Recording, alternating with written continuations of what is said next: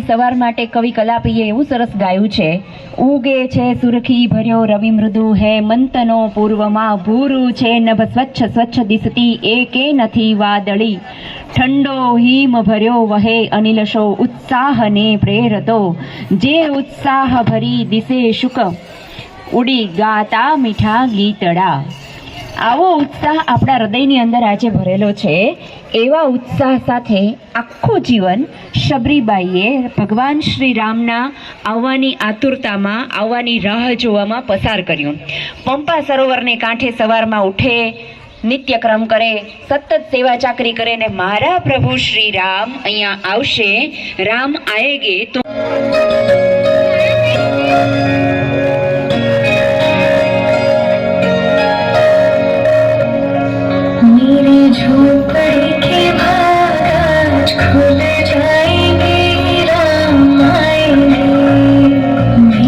झोपड़ी के भाग आज खुल जाएंगे, राम आएंगे, राम आएंगे, आएंगे, राम आएंगे, राम आएंगे, आएंगे, राम आएंगे, मेरी झोपड़ी के भाग आज खुल जाएंगे, राम आएंगे, मेरी झोपड़ी के खुल जाएंगे, राम आएंगे.